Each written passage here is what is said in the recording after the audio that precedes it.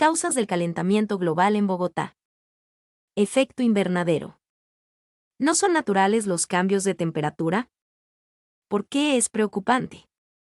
¿Cuáles son las causas del calentamiento global? El efecto del calentamiento global en los bosques.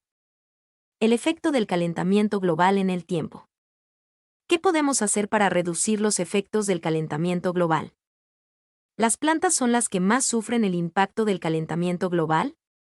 Conociendo los resultados, ¿qué soluciones o alternativas habría? Conclusión. Los glaciares se están derritiendo, el nivel del mar aumenta, las selvas se están secando y la fauna y la flora lucha para seguir este ritmo. Cada vez es más evidente que los humanos han causado la mayor parte del calentamiento del siglo pasado, mediante la emisión de gases que retienen el calor, para potenciar nuestra vida moderna. Llamamos gases de invernadero y sus niveles son cada vez más altos, ahora y en los últimos 65.000 años. Llamamos al resultado calentamiento global, pero está provocando una serie de cambios en el clima de la Tierra o patrones meteorológicos a largo plazo que varían según el lugar. Conforme la Tierra gira cada día, este nuevo calor gira a su vez recogiendo la humedad de los océanos, aumentando aquí y asentándose allá. Está cambiando el ritmo del clima al que todos los seres vivos nos hemos acostumbrado. ¿Qué haremos para ralentizar este calentamiento? ¿Cómo vamos a sobrellevar los cambios que ya hemos puesto en marcha? Mientras intentamos entenderlo, la faz de la Tierra tal y como la conocemos, sus costas, bosques, haciendas y montañas nevadas están en vilo. Efecto invernadero. El efecto invernadero es el calentamiento que se produce cuando ciertos gases de la atmósfera de la Tierra retienen el calor. Estos gases dejan pasar la luz pero mantienen el calor como las paredes de cristal de un invernadero. En primer lugar, la luz solar brilla en la superficie terrestre, donde es absorbida, y a continuación, vuelve a la atmósfera en forma de calor. En la atmósfera, los gases de invernadero retienen parte de este calor y el resto se escapa al espacio. Cuantos más gases de invernadero, más calor es retenido.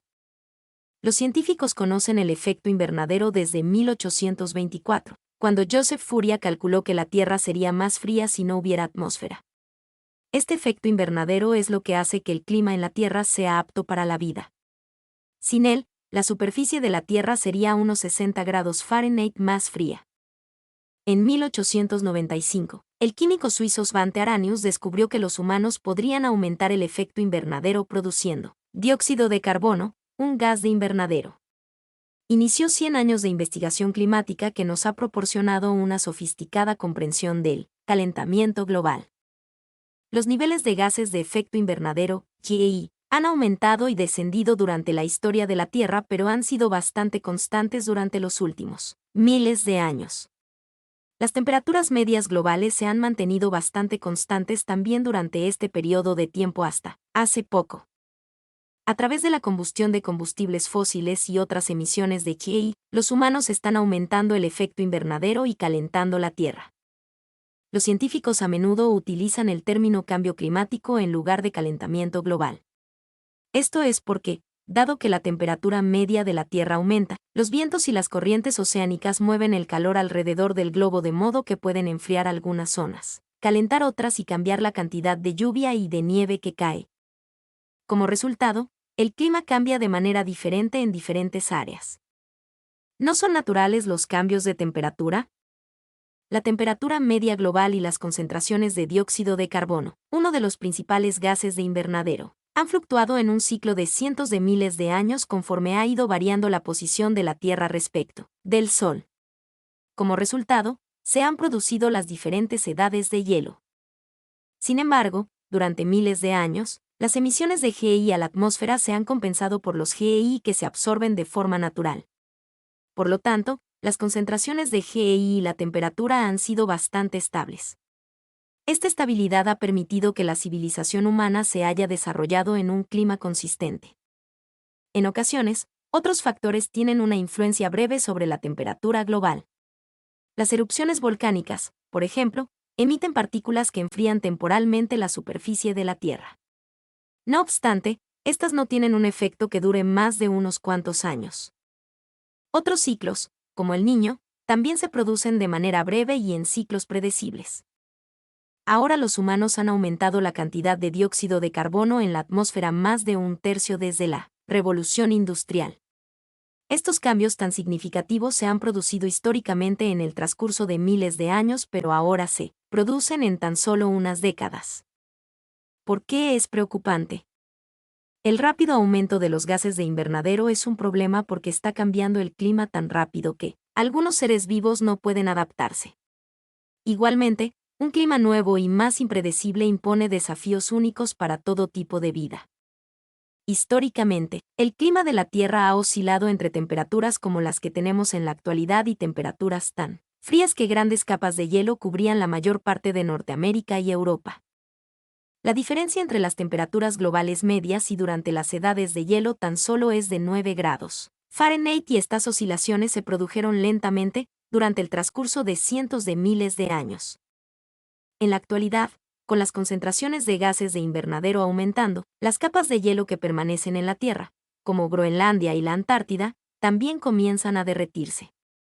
Esta agua sobrante podría hacer que aumente considerablemente el nivel del mar. Conforme sube el mercurio, el clima puede cambiar de forma inesperada. Además del aumento del nivel del mar, las condiciones meteorológicas pueden pasar a ser más extremas. Esto implica tormentas mayores y más intensas, más lluvia seguida de sequías más prolongadas e intensas, un desafío para los cultivos, cambios en los ámbitos en los que pueden vivir los animales y pérdida del suministro de agua que históricamente provenía de los glaciares. Los científicos ya están observando que algunos de estos cambios ocurren más rápido de lo que esperaban. Según el Grupo Intergubernamental de Expertos para el Cambio Climático, 11 de los 12 años más calurosos desde que se tienen registros se produjeron entre 1995 y 2006. De hecho, el año 2015 fue el año más cálido desde que existen registros, que arrancaron en 1880. Así lo corroboró la Administración Nacional Oceánica y Atmosférica de Estados Unidos, NOAA, y la NASA en su informe anual. Además, el mes de diciembre de 2015 fue el más cálido de los últimos 136 años. Durante el pasado año la temperatura promedio global de las superficies terrestre y oceánica estuvo 0,9 grados Celsius por encima del promedio del siglo XX, alcanzando los 13,9 grados centígrados. Aún más, 10 de los 12 meses de 2015 registraron temperaturas récord. La mayor parte del calentamiento global se ha dado en los últimos 35 años, coincidiendo con el aumento de la emisión de gases de efecto invernadero por parte del hombre, según ha señalado la NASA. ¿Cuáles son las causas del calentamiento global? Sabemos que la causa del calentamiento global son los gases de efecto invernadero. ¿Pero por qué hay demasiados en la atmósfera? Algunos creen que es una cosa natural que ocurre después de muchos años, y otros creen que nosotros somos la causa. Ambas son las posibilidades, pero sí es un problema causado por nosotros. Necesitamos identificar los puntos exactos y arreglarlos. Uno de los gases de efecto invernadero más abundante en la atmósfera es el dióxido de carbono. Este gas, y los otros gases también, vienen de los coches, la deforestación, la quema de combustibles, la ganadería, y otras cosas también. La quema de carbón produce el dióxido de carbón, y por eso, las fábricas que producen energía eléctrica emiten 2.500 millones de toneladas, y los automóviles emiten 1.500 millones de toneladas cada año. Estos números están tan altos. Necesitamos hacer algo ahora para reducirlos. Los Estados Unidos, que solo tiene el 4% de población mundial, es la principal causante de calentamiento global en el mundo. Produce 25% de contaminación por emisiones del dióxido de carbón. Emite más dióxido de carbón de la China, la India y el Japón juntos. El efecto del calentamiento global en los bosques. Los efectos del calentamiento global en los bosques pueden ser peligrosos a los seres humanos porque con la sube de la temperatura del aire, será más incendios forestales. Los científicos dicen que la temporada de incendios en 2006 fue el peor en muchos años. Fue más o menos 100.000 incendios y se quemaron casi 10.000 millones de acres. Estos números son 125% más que el promedio en 10 años. El efecto del calentamiento global en el tiempo. Con la sube de la temperatura del aire, las tormentas van a ser más intensos porque las temperaturas más cálidas evaporan más agua, y por eso, llovería más. Los científicos dicen que la precipitación nacional durante el año sube entre 5 y 10% desde la empieza de los 1900 s. Un efecto de esta lluvia son las inundaciones. Por supuesto, el efecto más obvio del calentamiento global es que la temperatura va a subir. Como mencionado en la sección que es el calentamiento global. Los científicos dicen que es posible que la temperatura pueda subir 3 a 9 grados antes del fin de este siglo. Estos efectos son reales, y necesitamos actuar ahora para cambiar la mentalidad de la gente para que podamos arreglar la situación. ¿Qué podemos hacer para reducir los efectos del calentamiento global? Ajustar la calefacción y el aire acondicionado. Ponerlo con 2 grados menos en el invierno y con 2 grados más en el verano. Usar menos agua caliente.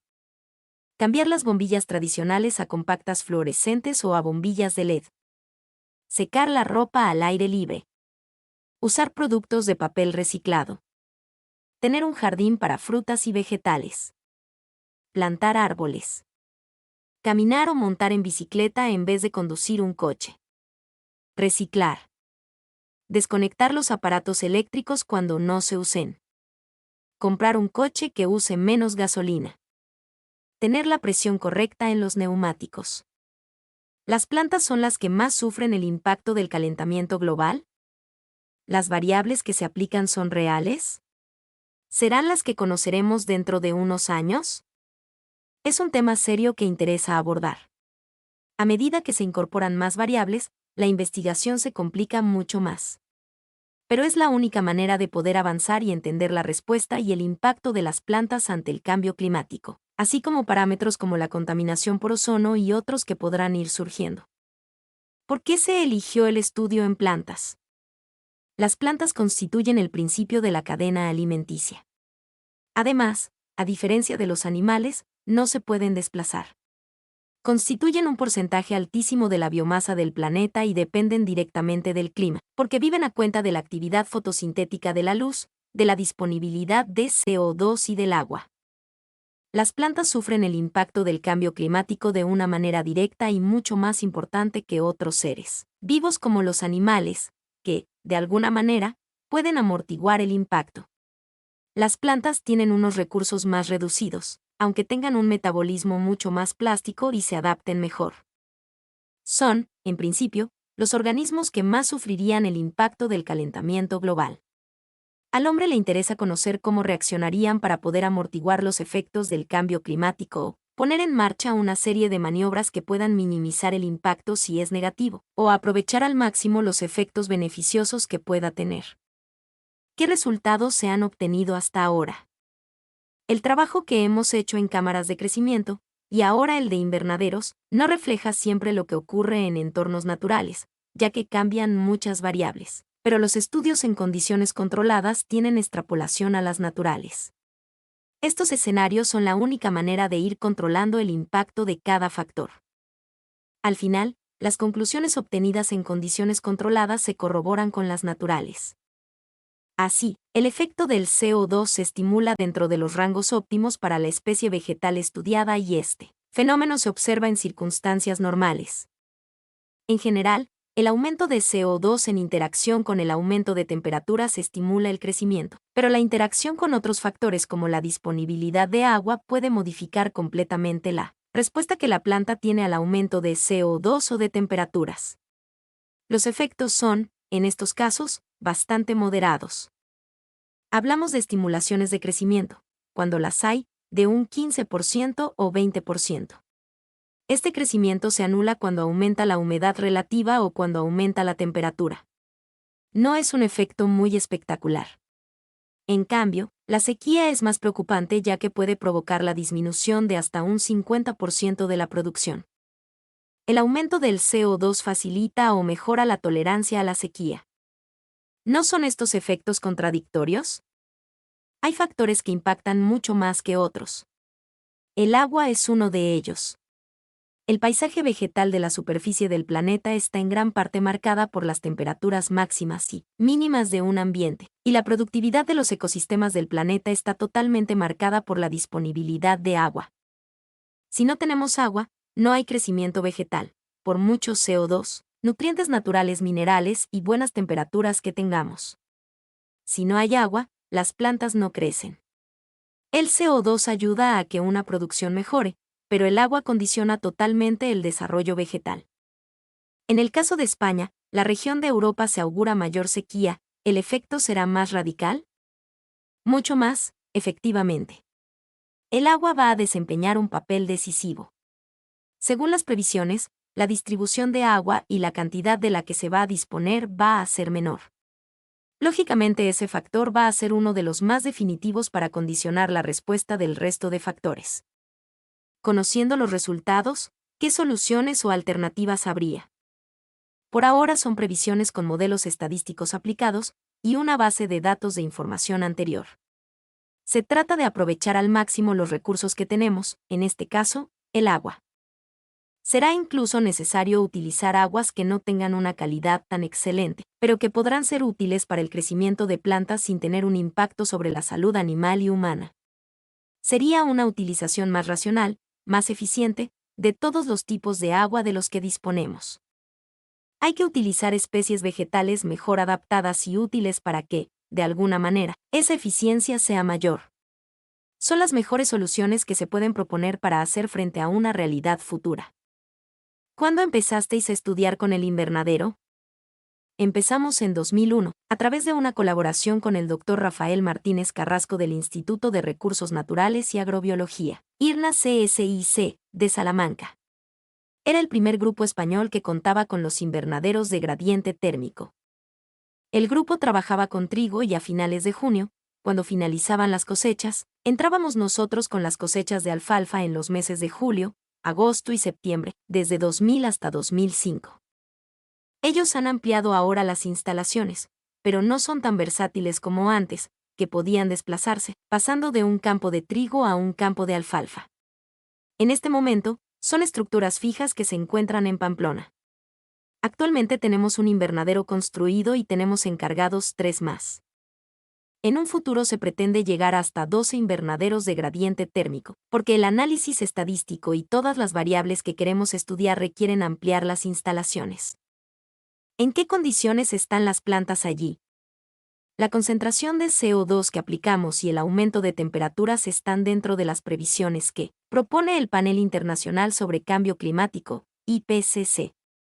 Aumentamos la concentración de CO2 de lo que hay actualmente en la atmósfera, que ronda entre 350 y 400 partes por millón, y lo aumentamos a 700 partes por millón.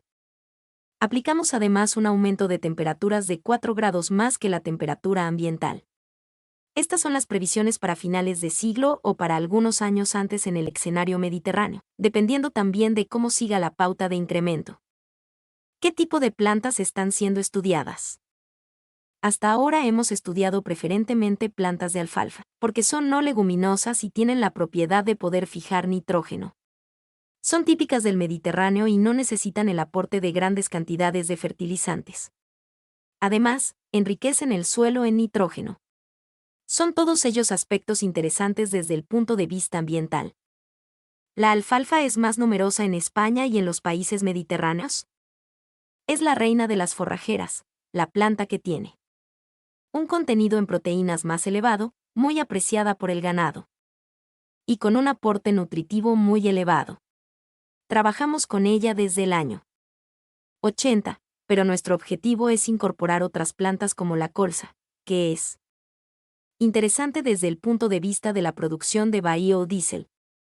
También tenemos intención de incorporar alguna leguminosa, ya que el ganado la digiere mejor, con lo cual se libera menos nitrógeno en los excrementos y en la orina, lo que presenta un efecto beneficioso para el cambio climático.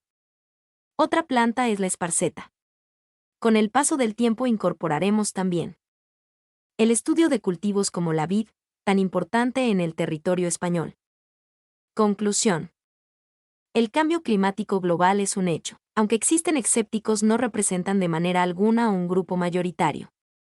Es por ello que los gobiernos a nivel mundial han reaccionado ante esta amenaza cada vez más cercana. Alteraciones climáticas graves que podrán colocar sus economías en peligro.